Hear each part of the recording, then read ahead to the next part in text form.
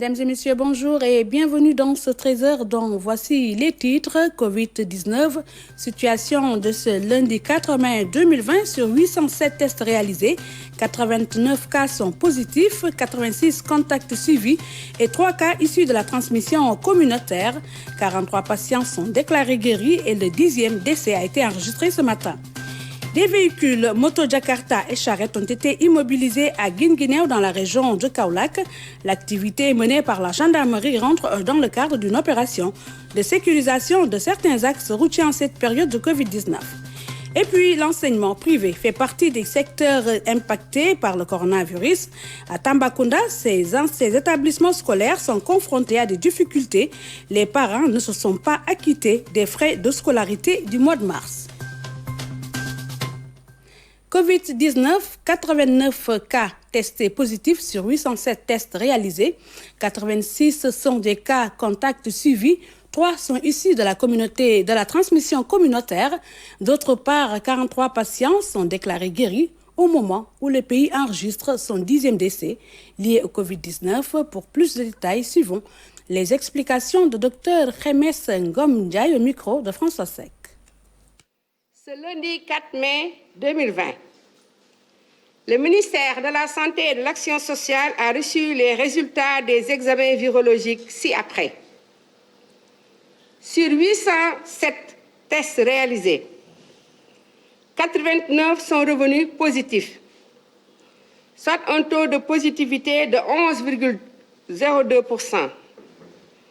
Les tests positifs sont répartis comme suit. 86 contacts suivis par nos services. 3 cas issus de la transmission communautaire répartis entre Médina à Dakar 2 et Mbour 1. 43 patients hospitalisés ont été contrôlés négatifs et déclarés guéris.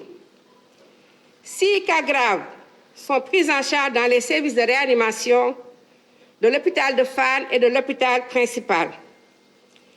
Le Sénégal a enregistré un décès de plus ce jour, ce qui porte le nombre à 10.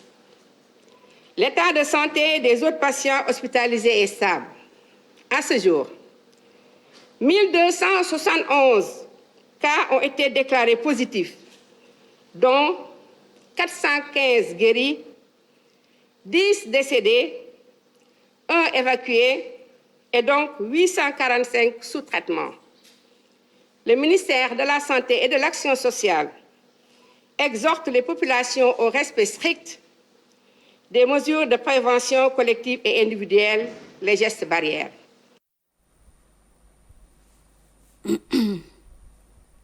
Réorganisation des marchés à Dakar. La décision a été prise par le préfet du département. 3 jours pour les commerces de produits alimentaires, lundi, mercredi et vendredi. 2 autres jours, mardi et jeudi, pour tout ce qui n'est pas lié aux produits alimentaires. Et puis, les grandes surfaces aussi auront un système avec des tickets pour limiter l'affluence. Voici le préfet de Dakar, Alioune Badara Samb, au micro de Daraba.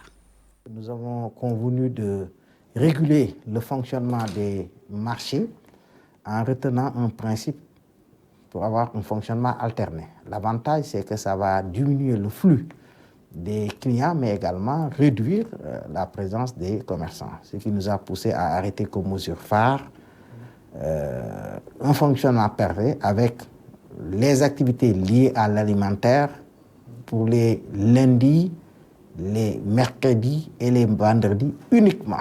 Ça veut dire que pour ces 3 jours-là, toute autre activité sera interdite. Les autres activités, toujours dans ces marchés, pourront se dérouler les mardis et les jeudis.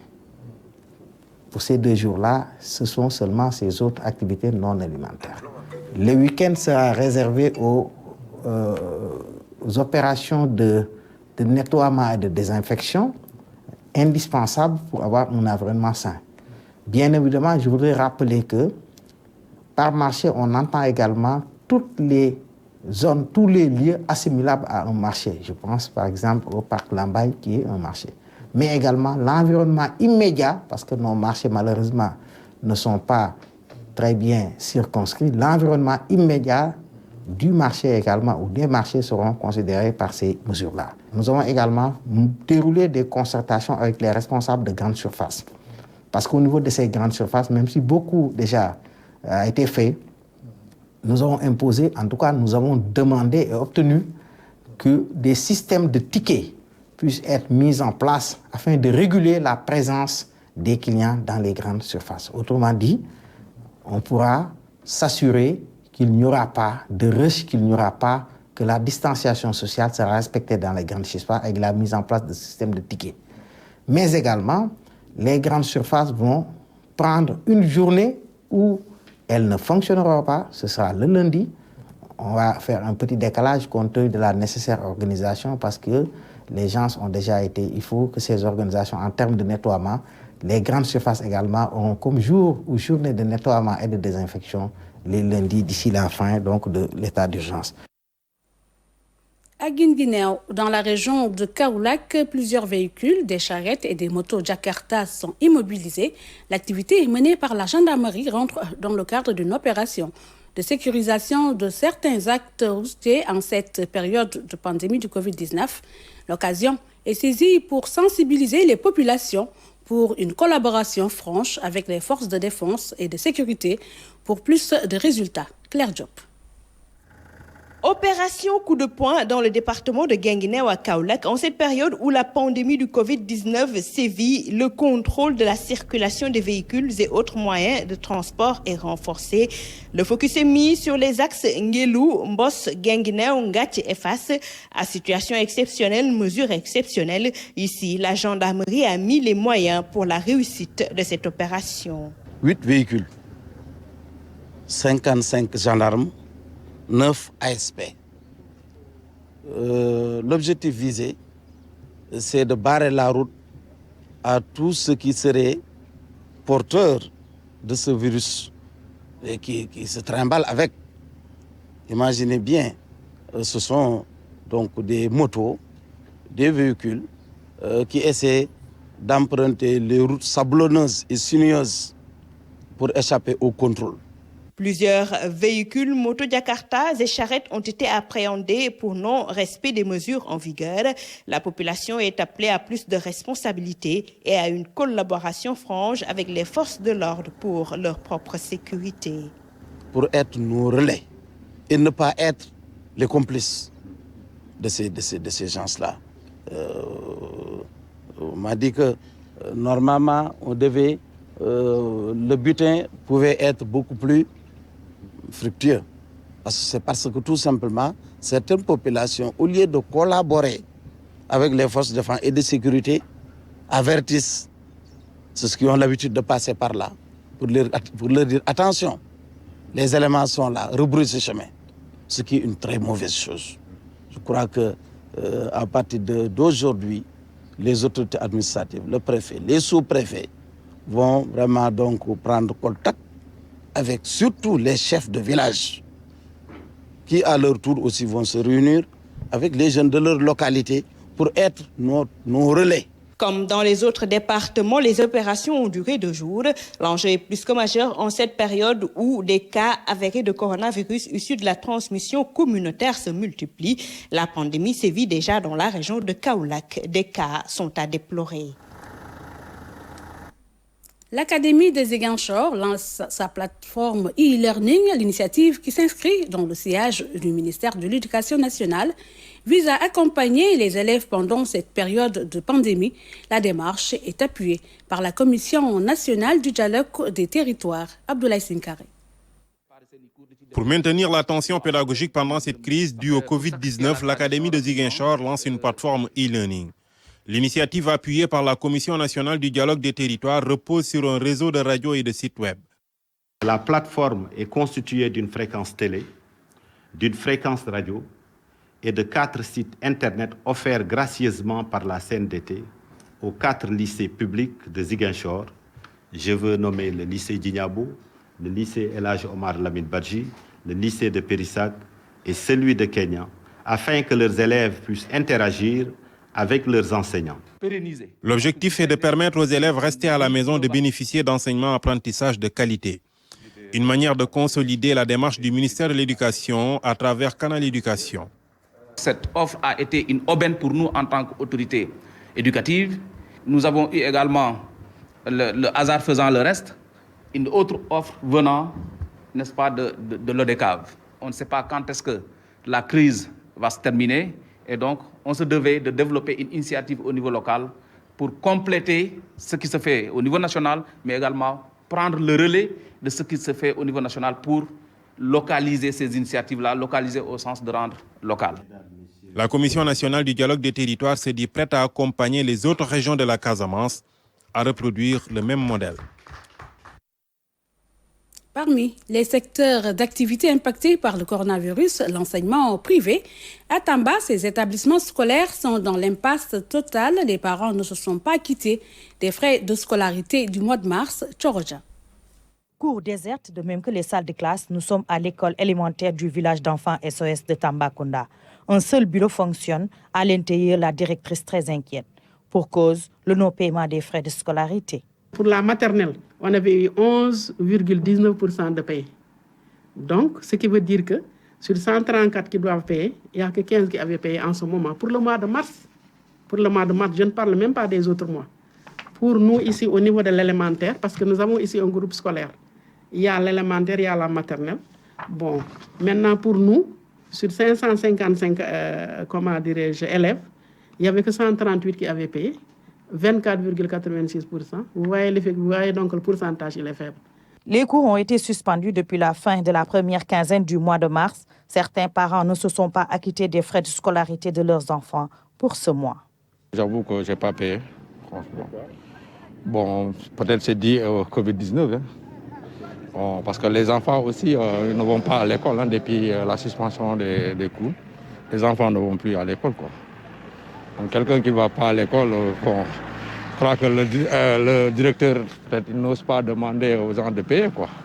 Face à cette situation inédite dans l'enseignement privé, parents d'élèves et administration ne mettent pas sur la même longueur d'onde. Il faudrait impérativement que nous discutions, ça c'est clair. Il faut qu'on discute, parce que nous ne savons pas, parce que aussi nous payons après service rendu.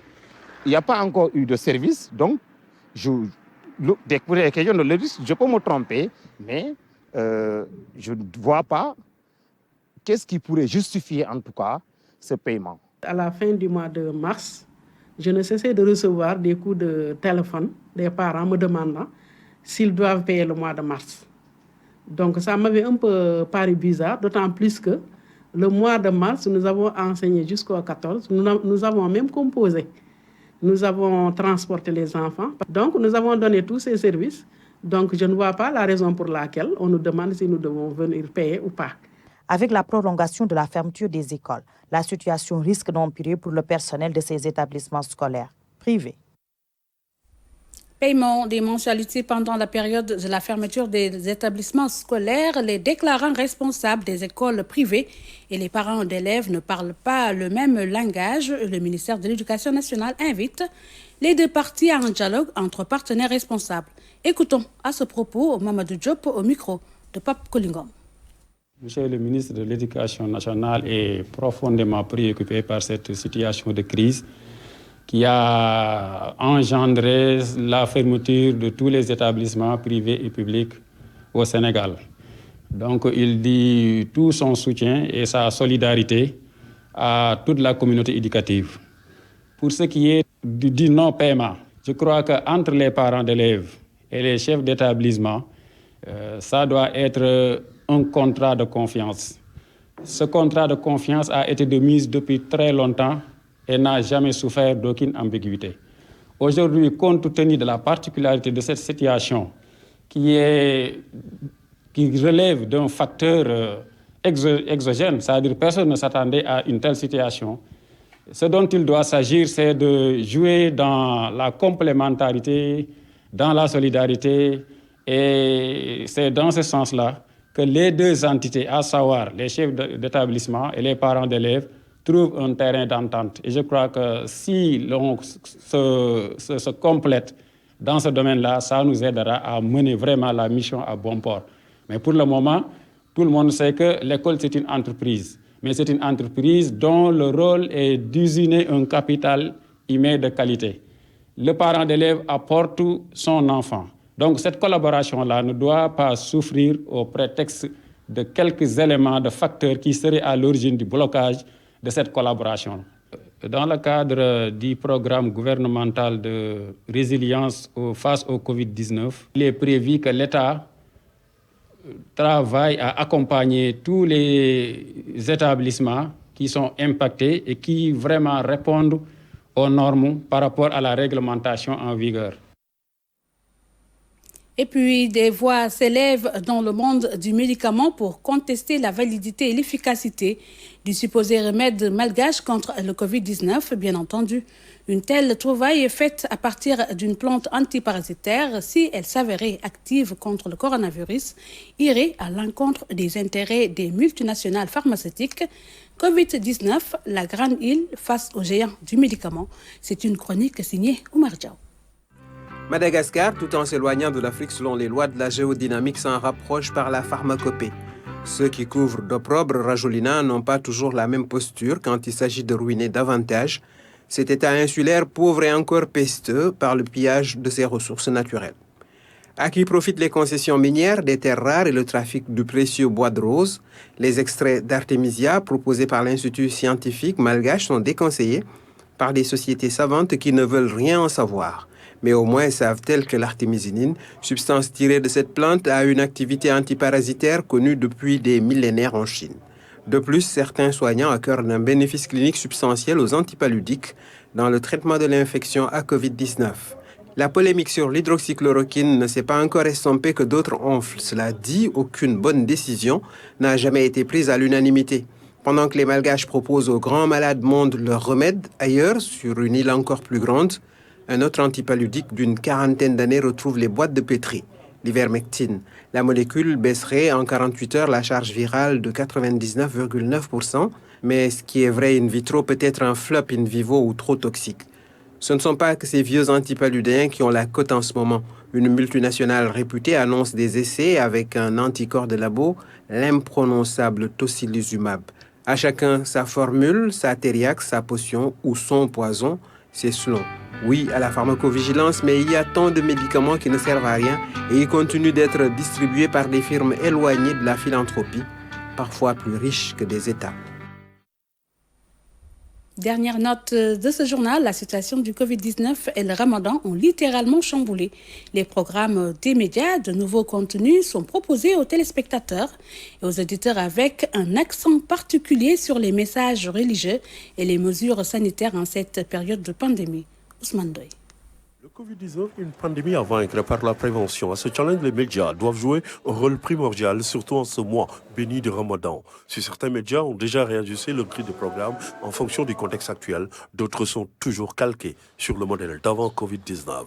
Et cela s'explique. Sachant bien sûr que le mois de Ramadan qui coïncide avec cette pandémie ne puisse pas impacter carrément sur le travail.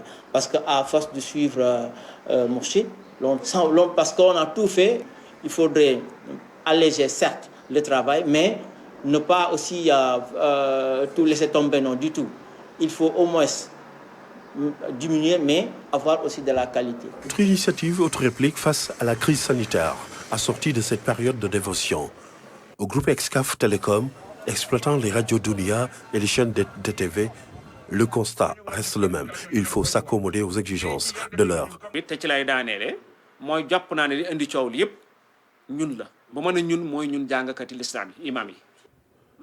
La pandémie touche tout le monde. Il faudrait, sur le cas actuel qui concerne nos médias, réajuster le message.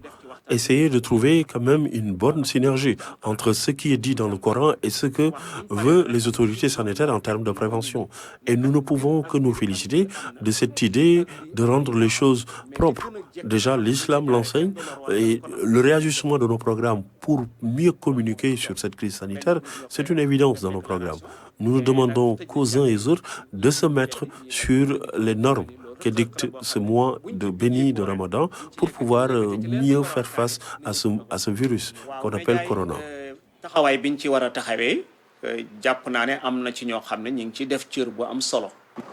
Même son de cloche au groupe Walfadjri. Ici, on essaie de tout adapter pour trouver la belle convergence d'attaque, pour vanter les mérites de la prévention face au Covid-19 et l'observation stricte des principes du jeûne.